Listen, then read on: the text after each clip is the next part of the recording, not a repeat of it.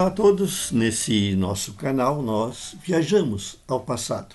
Este é o canal de arqueologia, é a playlist de arqueologia do Instituto Newton C. Braga, onde eu, Newton C. Braga, que mesmo já tendo vivido muita coisa do passado, vocês podem saber pela minha idade, né? Eu ainda viajo no tempo de vez em quando, lá para o passado anterior àquele em que eu nasci. Então lá eu vou encontrar muita coisa interessante do mundo da eletrônica, né?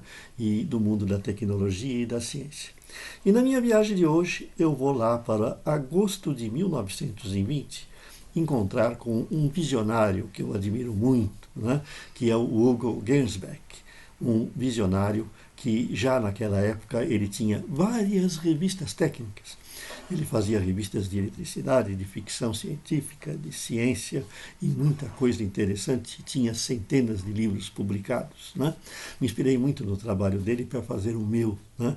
Mas eu fico de vez em quando voltando ao passado para ver o que ele fazia. Porque muita coisa do que ele fazia pode inspirar os makers de agora, os inventores, os criadores de agora. Por quê? Ele dava a ideia, ele não tinha a tecnologia, mas ele tinha coisas fantásticas. Ele já falava em drones lá para 1920, ele já falava em filtros eletrostáticos para você usar no trabalho, certo? Porque ele achava que a poluição e as pandemias poderiam obrigar você a usar máscaras, coisas incríveis, né? Isso em 1920. Né? Então vejam que o Guggenheim tem muito a nos ensinar e a nos inspirar. Então eu voltei lá para 1920, em agosto, e peguei o primeiro número de uma revista que ele estava lançando. A revista chamava-se Science and Invention, Ciência e Invenção. Muito interessante, porque ele fazia exatamente coisas nessa revista que a gente pode fazer hoje com certeza usando a nossa tecnologia e muito melhor. Science and Invention, ele explicava, vinha do nome Science, que vem de ciência em latim, que significa conhecimento, né?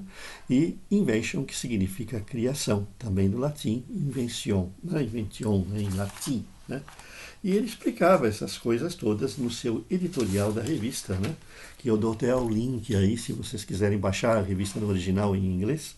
Coisas interessantíssimas. E eu começando a folhear a revista com ele, encontrei coisas que certamente são muito atuais.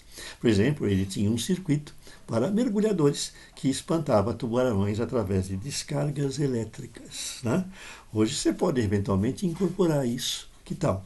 Criar uma roupa de mergulho à prova de tubarões que tem um dispositivo de descarga que espante os tubarões. Nada impede, certo? É uma invenção que eu ainda não vi nos nossos dias, mas que pode ser feita hoje com a nossa tecnologia. A dele era diferente, ele tinha um gerador no barco, puxava um fio e o mergulhador carregava uma espécie de uma espadinha que dava descarga elétrica se o tubarão viesse, né? Então, coisas assim do passado que ainda são atuais. Ele falava do primeiro bonde elétrico, que não era da época dele. O bonde elétrico estava fazendo 20 anos, né? Uma novidade muito interessante na época, né? Mas o que me chamou a atenção também foi um artigo que ele falava dos que hoje a gente chamaria de IoT, né? E até da eletrônica aplicada ao mundo agro, eletrônica das vacas, eletrônica das árvores, né? E ele já em 1920 descrevia uma invenção que estava patenteada. A revista dele publicava muita invenção e as patentes, mostrava as ideias dos inventivos americanos da época, né?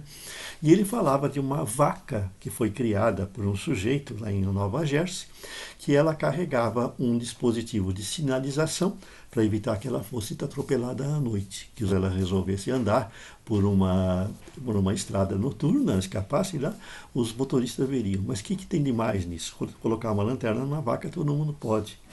Mas a ideia e a inventividade que pode ser aplicada hoje é que o movimento da vaca gerava energia para poder carregar uma bateria, certo? Então a vaca tinha um gerador que era acionado pelo movimento dela quando ela andava. E dá para fazer isso hoje, a gente já viu vários projetos de dispositivos IoT que são alimentados pelo calor do corpo, né?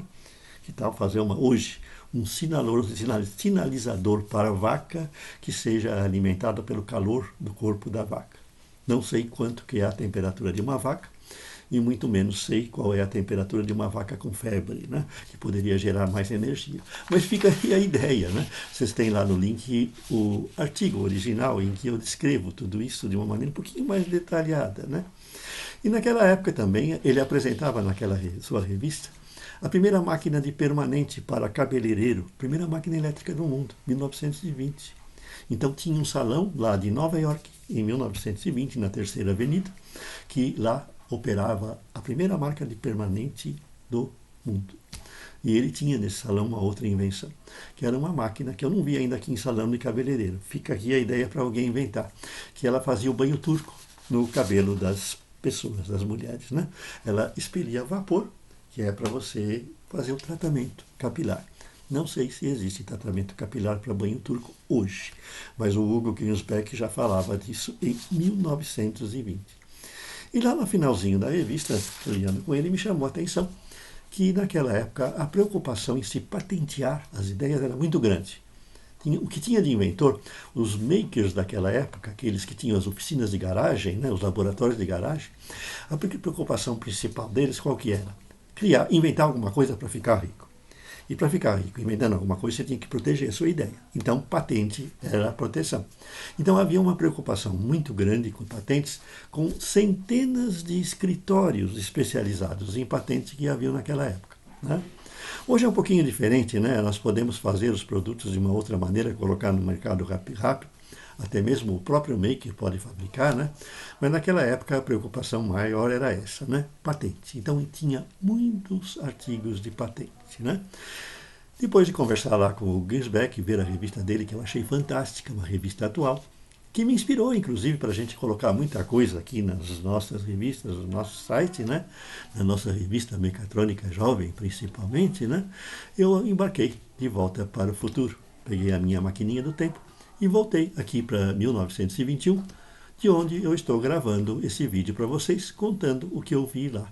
Fiquei muito contente com essa visita e prometi ao próprio Hugo Gernsback que eu voltaria em outras épocas lá do passado para conversar com ele sobre coisas interessantíssimas que eu sei que ele tinha nas revistas e que a gente podia ver andando pelas ruas de Nova York, pela rua de outras cidades americanas relacionadas com a tecnologia da época. Se você gostou, inscrevam-se no nosso canal, vejam alguns outros vídeos sobre a nossa seção de arqueologia, vejam os nossos artigos na seção, na nossa coluna, né, de arqueologia e inscrevam-se no nosso canal, deixando o seu like. Até a próxima!